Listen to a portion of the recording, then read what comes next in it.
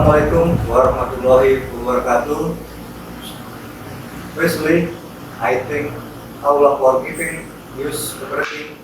So this time we can be here and do our activities. I thank Allah by saying Alhamdulillah. I also want to thank the lecturer of International Criminal Law and all of you for this great opportunity.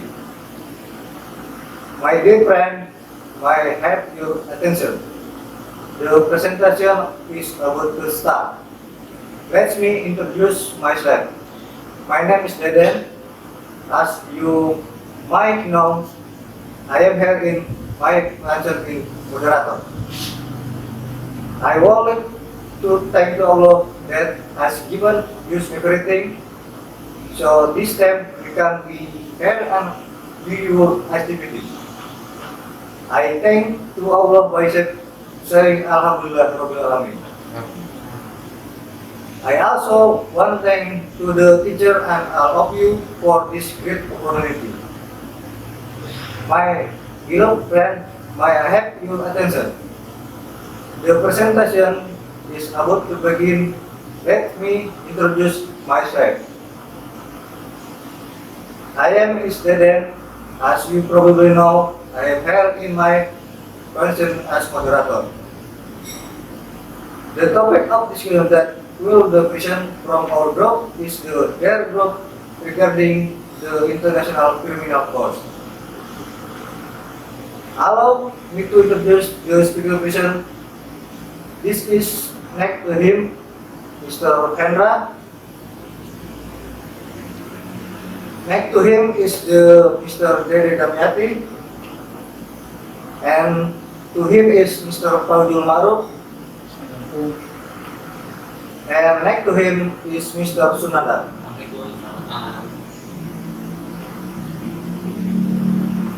Now, moving along to your decision, please, Mr. Hendra. Assalamualaikum warahmatullahi wabarakatuh. Perkenalkan, nama saya Hendra dari Polda. Pada kesempatan ini saya akan coba mempresentasikan terkait dengan Mahkamah Pidana Internasional. Adapun yang menjadi latar belakang Mahkamah Pidana Internasional, yaitu pada tahun 1948 PBB mulai menyadari perlu dibentuk pengadilan atau Mahkamah Internasional guna mengadili genosida. Hal ini diwujudkan dalam resolusi nomor 260 tanggal 9 Desember 1948 yang menyatakan mengakui bahwa sejarah genosida telah menimbulkan kerugian besar bagi manusia dan untuk menghindarkan dari perbuatan yang dibenci harus ada kerjasama internasional.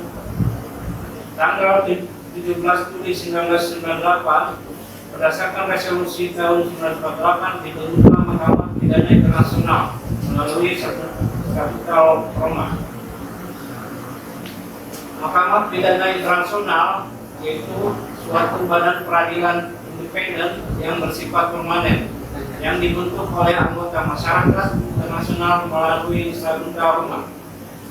Mahkamah Pidana Internasional berbeda dengan pengadilan HAM lainnya seperti Pengadilan Pidana Nuremberg tahun 1945, Pengadilan Pidana Tokyo 1946, International Criminal Tribunal for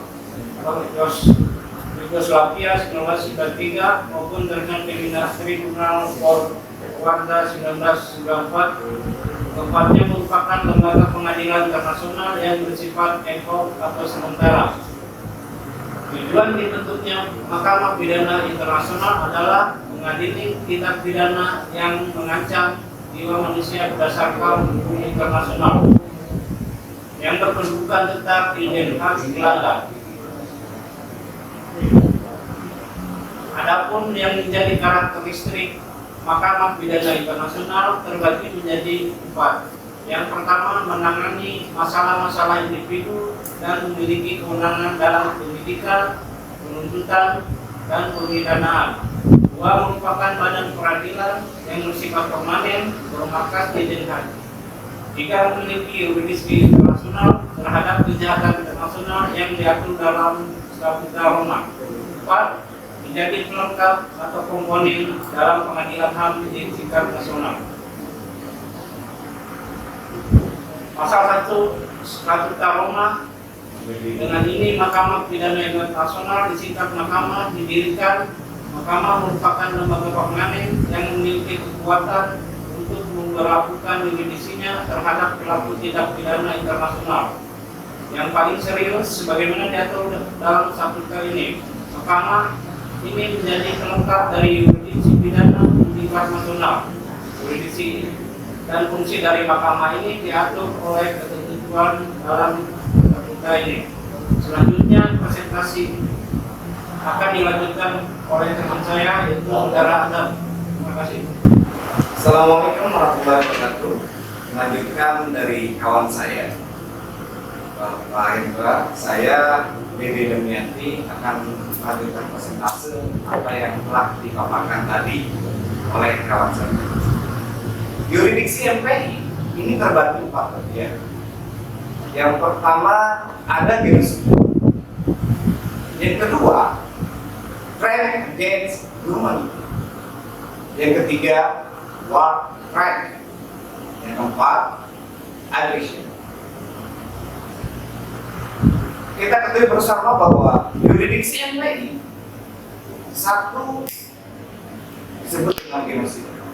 Genosida merupakan salah satu atau lebih dari perbuatan berikut yang dilakukan dengan maksud menghancurkan seluruh atau sebagian kelompok bangsa, etnis, ras, atau agama dengan cara ini yang disebut genosida. Caranya membunuh, ada penganiayaan fisik atau mental yang berat, menciptakan kondisi kehidupan kelompok yang akan mengakibatkan kemusnahan secara fisik baik seluruhnya ataupun sebagian. Memaksa tindakan-tindakan yang bertujuan mencegah kelahiran dalam suatu kelompok, memindahkan secara paksa anak-anak dari suatu kelompok ke kelompok lainnya. Ini disebut genosida. Kita ketahui bersama bahwa membunuh, penganiayaan fisik atau mental yang berat itu adalah bagian dari genosida. Ini yang harus kita pahami bersama bahwa hal ini telah melanggar undang-undang. Yurisdiksi MPI yang kedua, selanjutnya ada kejahatan kemanusiaan atau disebut dengan crimes against humanity. Crimes against humanity adalah salah satu atau lebih dari beberapa perbuatan yang dilakukan dengan sengaja sebagai bagian dari serangan yang sistematis atau meluas langsung yang ditujukan kepada populasi penduduk sipil. Hal ini pun masuk dalam yurisdiksi MPI dengan cara sebagai berikut. Ada pembunuhan, selanjutnya ada pembasmian, adanya perbudakan, adanya deportasi atau pemindahan penduduk secara paksa, adanya pengurungan atau pencabutan kemerdekaan fisik secara sewenang-wenang, dan melanggar aturan-aturan dasar hukum internasional. Ini juga bisa dikategorikan dalam kejahatan internasional. Ada juga disebut dengan penyiksaan, pemerkosaan, perbudakan seksual, pelacuran secara paksa, kehamilan secara paksa, dan bentuk kekerasan seksual lain. Ada juga penindasan terhadap suatu kelompok. Ternyata penindasan suatu kelompok ini bagian daripada kejahatan kemanusiaan. Selanjutnya, penghilangan orang secara paksa. Ini mungkin terjadi di beberapa negara. Nah, menghilangkan nyawa seseorang secara paksa ini juga masuk di dalam kejahatan kemanusiaan. Tindak pidana rasial ini yang jadi catatan besar kita semua. Perbuatan tidak manusiawi lainnya. Yang kedua, kejahatan kemanusiaan atau disebut dengan crimes against humanity. karakteristik crime against humanity meliputi 3 bagian. Yang pertama, kejahatan terhadap kemanusiaan harus dilakukan sebagai bagian serangan yang sifatnya sistematik dan luas. Yang kedua, ditujukan langsung terhadap populasi penduduk sipil. Yang ketiga, dilakukan berdasarkan suatu kebijakan negara atau suatu organisasi. Kejahatan perang yang ketiga yang disebut dengan war crime dari 4 bagian tadi tersebut. Perbuatan berupa pelanggaran terhadap Konferensi Jenewa pada tanggal 12 Agustus 1945 dan pelanggaran hukum berat menurut hukum internasional. Bentuk pelanggaran dalam Konferensi Jenewa sebagai berikut. Satu, sengaja melakukan pembunuhan. Siapapun yang sengaja melakukan pembunuhan sesungguhnya telah melanggar Konferensi Kesepakatan Bersama pada tanggal 12 Agustus 1949 yang kita kenal dengan Konferensi Jenewa. Kedua, penyiksaan atau perlakuan secara tidak manusiawi, termasuk percobaan biologi kepada manusia. Jelas bahwa di sini ada pelanggaran. Percobaan biologi terhadap manusia ini adalah bagian daripada pelanggaran itu. Yang ketiga, menimbulkan penderitaan yang berat atau luka badan yang tidak dibenarkan oleh kepentingan militer, dilakukan secara melawan hukum dan semena-mena. Jelas sekali bahwa ini tidak boleh dilakukan melawan hukum, karena bahwa kita kerja bersama, negara kita adalah negara yang berdasarkan Pancasila dan Undang-Undang Dasar, yang itu adalah bagian dari. Yang keempat, perusahaan masif dan perampasan harta benda. Ini jelas tidak boleh dilakukan kembali. Ini terjadi pada zaman jahiliyah. Sekarang sudah zaman modern, jangan sampai ada lagi perusahaan secara masif dan perampasan harta benda. Yang kelima, pemaksaan terhadap tawanan perang atau orang yang dilindungi lainnya untuk berdinas dalam tentara dengan musuh. Yang keenam, sengaja melakukan pencabutan terhadap hak-hak tawanan atau orang yang dilindungi lainnya atas pengadilan yang adil dan wajib. Yang ketujuh, ada penyanderaan. Yang kedelapan, deportasi atau pemindahan atau penahanan secara melawan. Ini jadi dasar bahwa dikategorikan dalam kejahatan perang atau war crime yang telah mengkhianati Konferensi Jenewa. Itu semua dari 1 sampai poin 8 tadi saya sebutkan tidak boleh dilakukan. Selanjutnya akan disampaikan oleh rekan saya pada Bang Fauzul Ma'ruf waktu dan waktu. Assalamualaikum warahmatullahi wabarakatuh. Selanjutnya saya akan coba menjelaskan dan melanjutkan apa yang telah disampaikan oleh saudara Adam tadi mengenai yurisdiksi PPI. Yang keempat, mengenai agresi. Unsur-unsur dari agresi masih didiskusikan oleh negara peserta penandatangan Statuta Roma. Namun dalam hukum internasional, konsep agresi ialah suatu perbuatan yang melibatkan aksi militer ke negara lain. Beberapa kasus yang mengarah kepada definisi agresi dapat dilihat dalam aksi militer Amerika Serikat, Nicaragua, Costa Rica, maupun El Salvador.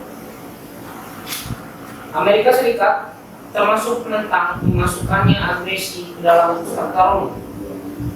Hal ini dikarenakan Amerika khawatir apabila ada dampak bagi komandan-komandan militer mereka yang melakukan operasi-operasi di di daerah militer negara lain. Pengadilan dan pemidanaan terhadap pelaku agresi hanya dapat dihukum jika para negara penandatanganan menyetujui definisi dan elemen-elemen dari agresi tersebut. Ketentuan sanksi pidana dalam Statut Roma yang pertama adalah pidana penjara paling lama 30 tahun. Yang kedua, penjara seumur hidup. Pidana penjara sendiri dapat ditambah dengan pidana denda dan pembayaran hasil kekayaan aset yang diperoleh dari tindak pidana dimaksud. Selanjutnya, saya akan coba menjelaskan mengenai organ MPI. Yang pertama adalah pimpinan, terdiri atas 1 orang ketua dan 2 wakil ketua, diangkat dan dipilih dari para hakim, bertugas paling lama 3 tahun. Selanjutnya, tugas dari pimpinan itu mengatur administrasi pengadilan dan menjalankan fungsi lainnya. 2. Divisi banding, peradilan dan pra-peradilan. Divisi banding terdiri atas 1 orang tua dan 4 orang hakim. Divisi peradilan terdiri atas 6 hakim. Sedangkan fungsi yudisial dalam divisi banding dilakukan oleh 3 orang hakim. Yang ketiga, kejaksaan. Kejaksaan merupakan bagian terpisah dari MPI. Kejaksaan bersifat independen, memiliki wewenang untuk memeriksa, menyelidiki, dan menuntut pelanggaran HAM berat internasional. Organ MPI. Yang keempat, panitra, dikepalai oleh seorang kepala kepanitiaan dan dibantu oleh deputi panitra. Deputi panitra dipilih oleh para hakim, bertugas untuk jangka waktu 5 tahun dan dapat dipilih kembali dalam 1 kali masa jabatan. Demikian pemaparan yang disampaikan oleh saya kali ini. Selanjutnya akan dilanjutkan oleh saudara Sunanda. Assalamualaikum warahmatullahi wabarakatuh. Di sini saya akan mempresentasikan mengenai mengenai tugas kelompok 3 yang diamankan atau struktural Mahkamah Pidana Internasional. Selanjutnya saya di sini akan menjelaskan tentang asas atau prinsip dalam Statut Roma. Di sini asas tersebut ada 6 bagian. Yang pertama, asas ulum kemen sendek. Jadi yang terdapat pada pasal 22 sampai 23 yang di dalam Statut Roma. Selanjutnya yaitu asas nebis idem yang terdapat pada pasal 20 dalam Statut Roma. Selanjutnya pada asas tidak berlaku surut non reaktif yang termuat dalam pasal 24 dalam Statut Roma. Yang keempat, menganut individual responsibility, yang dimana asas tersebut yang mana penjelasannya adalah bahwa seseorang itu menganut prinsip individual yang tertuang dalam pasal Statut Roma, yaitu pasal 25. Selanjutnya adalah tidak adanya masa berluasa.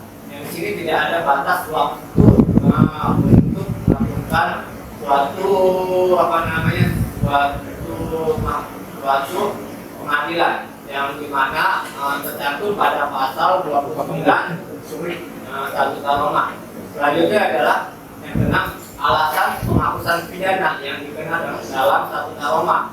Yang terdiri ada 3. Yang pertama, menderita penyakit ingatan atau jiwa, di mana apabila seseorang yang memiliki penyakit jiwa atau ingatan itu tidak bisa dikuasai oleh Mahkamah Pidana Internasional atau ICC, International Court Crime.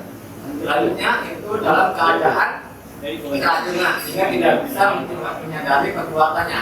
Apabila seseorang perbuatan atau kejahatan yang dimana seseorang tersebut keracunan, maka kondisi seseorang tersebut tidak bisa melakukan suatu persidangan yang dimana persidangan tersebut tidak bisa memberikan suatu jawaban atas perbuatan yang dia lakukan.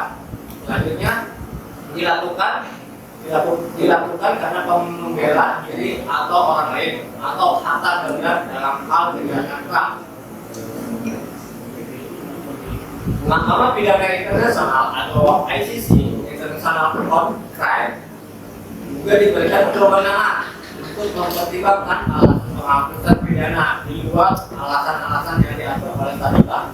Maksudnya di sini adalah Mahkamah Pidana Internasional memiliki kewenangan untuk menghapus atau mempertimbangkan pidana yang di luar alasan-alasan yang saya sebutkan di atas tersebut, yaitu alasan mereka penyakit ingatan atau jiwa. Itu bisa. Yang kedua, dalam keadaan keracunan sehingga seseorang tidak menyadari perbuatannya. Yang ketiga, dilakukan karena pembunuhan bela diri atau orang lain atau harta benda dalam hal kejahatan perang. Selanjutnya yaitu mengenai perkara yang tidak diterima oleh Mahkamah Pidana Internasional atau ICC. Yang terdiri ada 4. Yang pertama, perkara yang diperiksa oleh atau diadili oleh negara tersebut, kecuali bila negara tersebut yang bersangkutan tidak bersedia atau tidak mampu melakukan penyidikan atau penuntutan. Yang kedua, telah diselidiki negara tersebut dan negara yang bersangkutan memutuskan tidak menuntut perkara tersebut.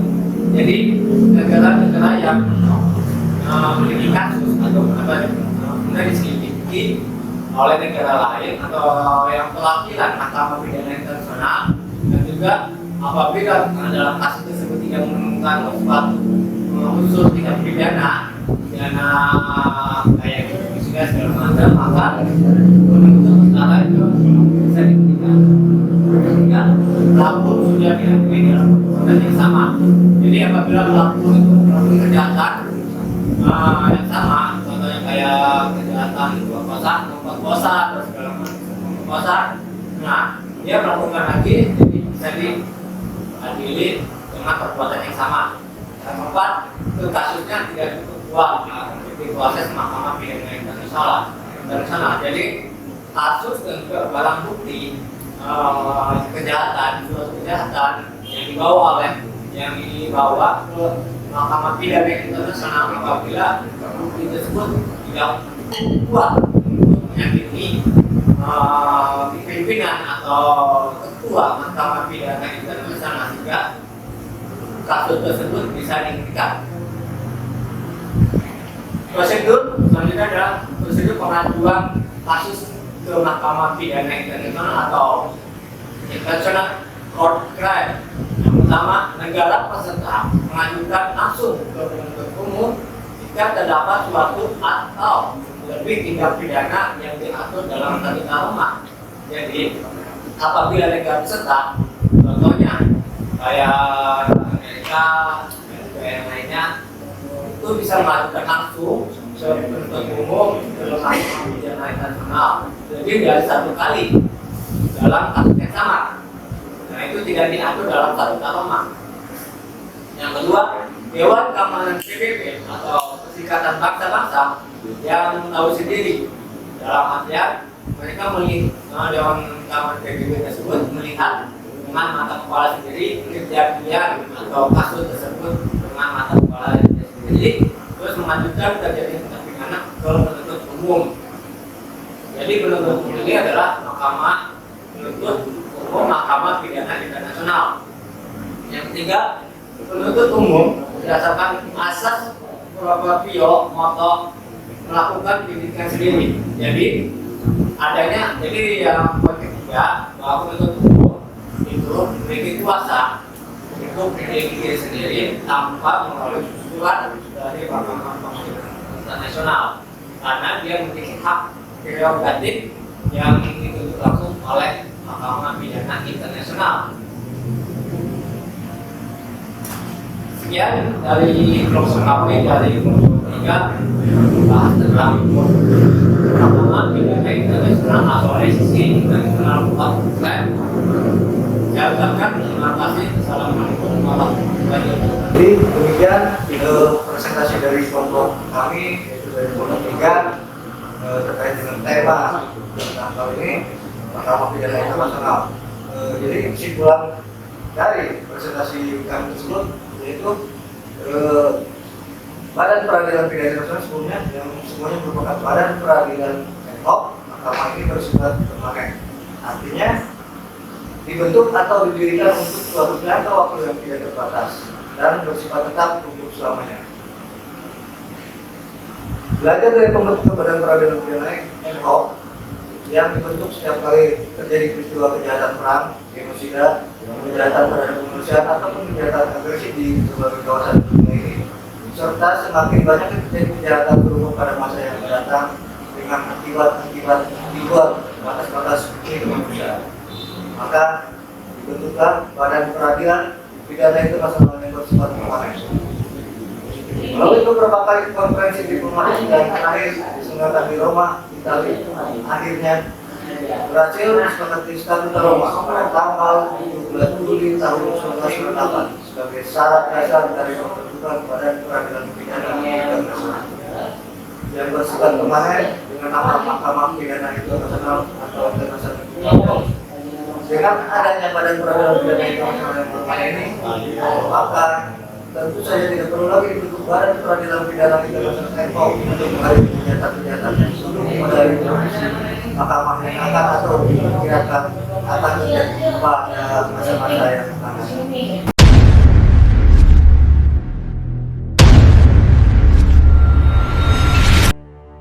Ketika negara-negara berselisih tentang lokasi perbatasan mereka, ketika negara-negara mempermasalahkan pulau atau zona maritim, ketika satu negara menganggap negara lain telah melanggar traktat atau aturan hukum internasional lain, dan ketika PBB atau salah satu badan PBB membutuhkan nasihat mengenai sebuah masalah hukum, mereka dapat mengandalkan Mahkamah Internasional.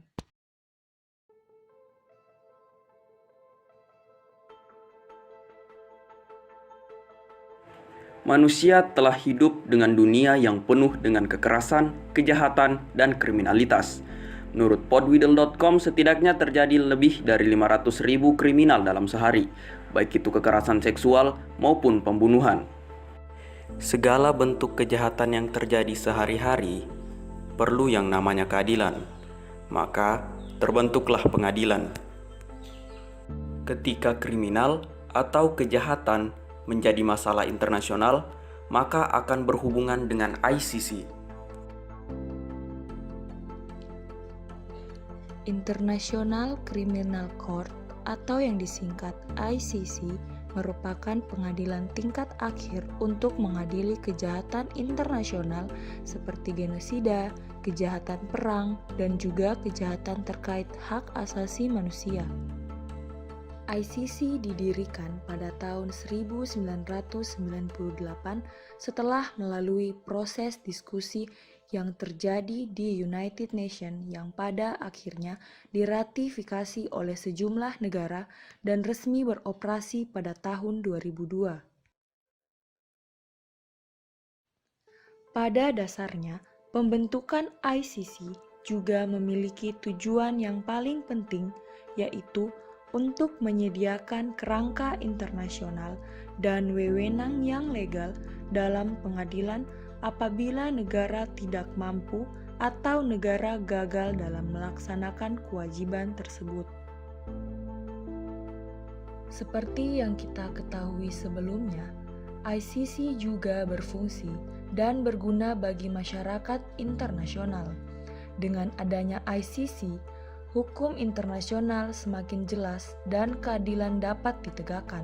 Salah satu contohnya, kasus sengketa di DRC atau Democratic Republic of Congo, di mana kasus ini dianggap cukup memakan banyak korban jiwa, dan dengan adanya ICC, kasus ini dapat dibawa untuk dikupas tuntas, walaupun membutuhkan waktu yang lama untuk mengusut kasus ini. Okay, ladies and gentlemen, finally we come to the end part of our presentation. We would like to say thank again to audience for active participation. Hopefully, the presentation will be beneficial for you all. Thank you for attention. Assalamualaikum warahmatullahi wabarakatuh.